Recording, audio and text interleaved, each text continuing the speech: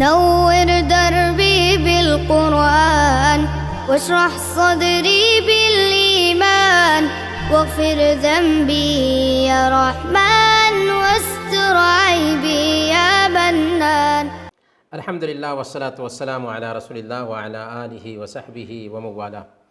محترم بھائیوں اور بہنوں، السلام علیکم ورحمۃ اللہ وبرکاتہ. سورہ بقرہ کی آیت نمبر 133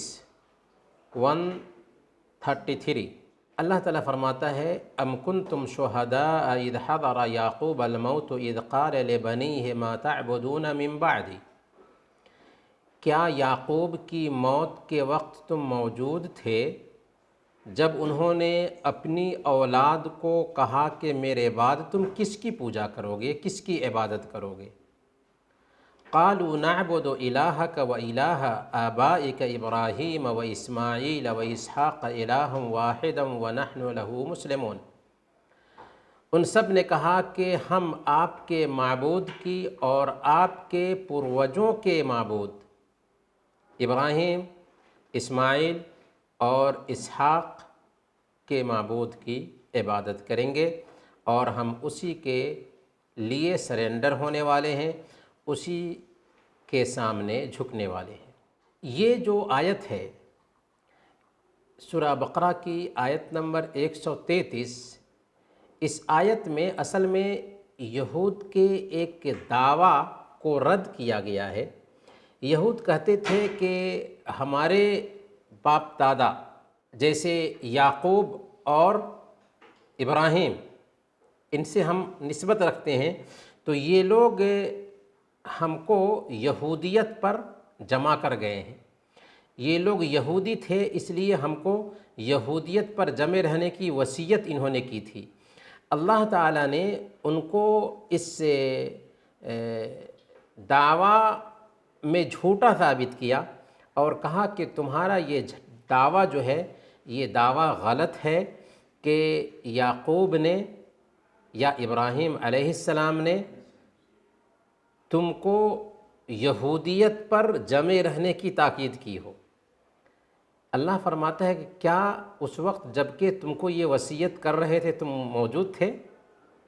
یہ دعویٰ سننے کے لیے موجود تھے؟ ظاہر سی بات ہے کہ وہ موجود نہیں تھے. جب موجود نہیں تھے تو ان کا دعویٰ جھوٹا ہوا. پھر اللہ تعالیٰ بیان کر رہا ہے کہ آخر یعقوب نے، یعقوب کون ہے؟ اسحاق کے بیٹے اور یوسف علیہ السلام کے باپ. اس طریقے سے بنو اسرائیل کی نسبت کن کی طرف ہے؟ یعقوب علیہ السلام کی طرف. تو یعقوب علیہ السلام نے اصل میں وصیت کیا کی تھی؟ یعقوب علیہ السلام نے اصل میں اپنے بیٹوں کو کیا میسیج دیا تھا؟ قرآن اس کو بھی نقل کرتا ہے. یعقوب علیہ السلام نے کیا میسیج دیا تھا؟ اللہ تعالیٰ کہتا ہے کہ یعقوب علیہ السلام نے اپنے سارے بیٹوں کو موت کے وقت بلایا. کب؟ جب کہ موت ہو رہی تھی. اور بلانے کے بعد اپنے بچوں کو جمع کیا اور کہا کہ میرے بچوں، میرے جانے کا وقت ہے، لیکن مجھے ابھی گارنٹی دو کہ میرے مرنے کے بعد تم کس کی عبادت کرو گے؟ کیا تم اسلام پر جمع رہو گے یا نہیں رہو گے؟ کس کی عبادت کرو گے؟ تو سارے بیٹوں نے ایک ہی زبان ہو کر کے کہا کہ ہم آپ کے رب کی عبادت کریں گے، آپ کے باپ ابراہیم، اسماعیل اور اسحاق کے رب کی عبادت کریں گے. ظاہر سی بات ہے کہ آپ کا رب وہی ہے، اللہ، اور ابراہیم اسحاق کا رب بھی اللہ ہے. تو گویا کہ ہمیں جو خاندان سے تعلیم ملتی آئی ہے کہ ایک اللہ کی عبادت کرو، لہذا ہم ایک اللہ کی عبادت کرتے رہیں گے. وَنَحْنُ لَهُ مُسْلِمُونَ، اور سب نے اقرار کیا کہ ہم مسلمان رہیں گے. یہ آیت آخر ہم نے کیوں چنا ہے؟ تاکہ اس آیت پہ غور کرے. اس آیت سے سب سے پہلے ہمیں یہ سبق ملتا ہے کہ محمد صلی اللہ علیہ وسلم کوئی اسلام کے فاؤنڈر نہیں ہے جیسا کہ عام طور پر سمجھا جاتا ہے، بلکہ محمد صلی اللہ علیہ وسلم اسلام کے لاسٹ میسنجر ہیں. آدم علیہ السلام سے لے کر کے محمد صلی اللہ علیہ وسلم تک جو دین رہا وہ دین اسلام تھا، اور قیامت کے دن تک یہ دین رہے گا. البتہ جو نبی آتے تھے ان کا میسیج توحید کا میسیج ہی ہوتا تھا، پر ان کی جو تعلیم ہوتی تھی اس میں کچھ چینجنگ ہوا کرتی تھی، یعنی شریعت جس کو ہم کہتے ہیں، شریعتوں میں اختلاف ہوتا تھا، لیکن توحید سب نبیوں نے اس کی طرف دعوت دیا۔ اسی لیے صحیح بخاری کی روایت ہے، اللہ کے نبی صلی اللہ علیہ وسلم بیان فرماتے ہیں، الانبیاء اخوۃ لعلات امہاتہم شتیٰ ودینہم واحد، کہ سارے انبیاء آپس میں باپ شریک بھائی ہیں، ان کی مائیں تو الگ الگ ہیں لیکن ان کا دین ایک ہی ہے۔ تو گویا کہ شریعتیں الگ رہیں لیکن ان کا دین ایک ہی تھا۔ تو سب سے پہلی بات ہمیں اس سے یہی سمجھ میں آتی ہے کہ محمد صلی اللہ علیہ وسلم کوئی اسلام کے فاؤنڈر نہیں ہیں، بلکہ جو دین ابراہیم علیہ السلام کا تھا، جو دین یعقوب علیہ السلام کا تھا، جو دین اسحاق علیہ السلام کا تھا، وہی دین ابراہیم علیہ السلام کا بھی ہے۔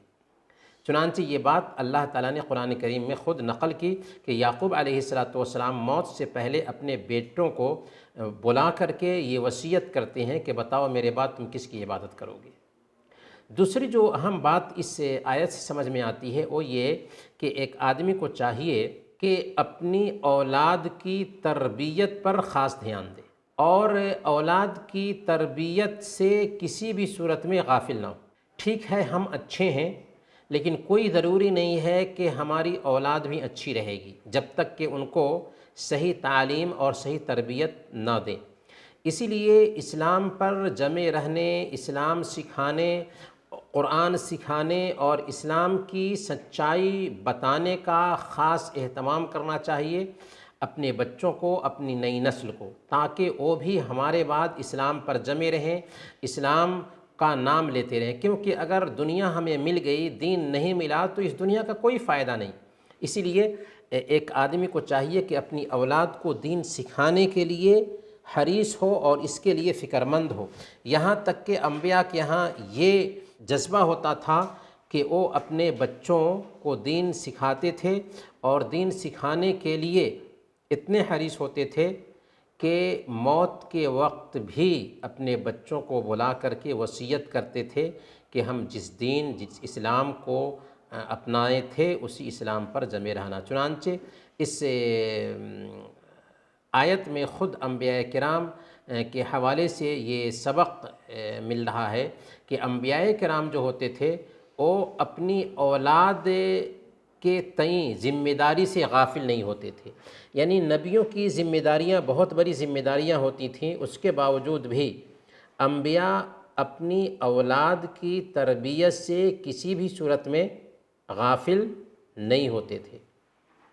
اسی لیے حضرت یعقوب علیہ السلام کی موت کا وقت ہے، اس وقت اپنے بیٹوں کو بلا کر کے صرف یہی وعدہ لے رہے ہیں کہ بیٹو دیکھو میں تو چلا جاؤں گا، لیکن میرے بعد تم دین پر قائم رہنا، بتاؤ تم دین پر جمے رہو گے نا؟ تو سب نے کہا کہ ہاں ہم ایک اللہ کی عبادت کرتے رہیں گے اور ایک اللہ سے لو لگائیں گے۔ یہاں پر ایک آخری سبق یہ ملتا ہے کہ اگر کسی آدمی کا اچھے خاندان سے تعلق ہے اور خود وہ اچھا نہیں ہے تو اس کا اچھے خاندان سے ہونا کچھ فائدہ نہیں دے گا۔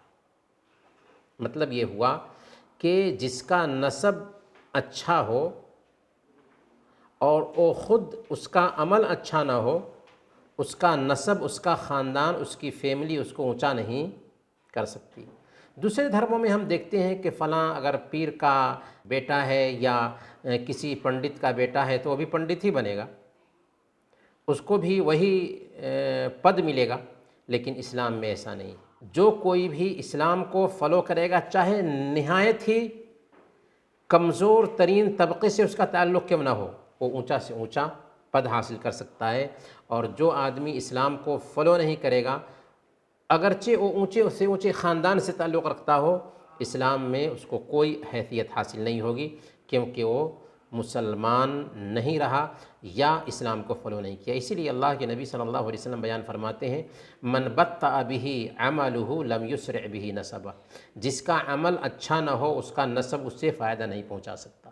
گویا کہ یہ آیت ہمیں یہ سکھا رہی ہے کہ ہم سب کو چاہیے کہ ہم اپنے بچوں کو دین کا نالج دیتے رہیں، اور اخیر وقت تک، یہاں تک کہ موت سے پہلے بھی ایک انسان کو یہی فکر ہونی چاہیے کہ ہم جیسے اچھے ہیں ویسے ہی میرے بعد میری فیملی کے لوگ بھی دین پر جمے رہیں۔ اور حضرت یعقوب علیہ السلام اپنے بچوں کو موت سے پہلے اسلام پر جمے رہنے کی وصیت کر کے ہمیں یہ سبق سکھا جاتے ہیں کہ ہمیں بھی ایسا ہی کرنا چاہیے جیسے یعقوب علیہ السلام نے اپنے بچوں کو موت سے پہلے وصیت کی تھی۔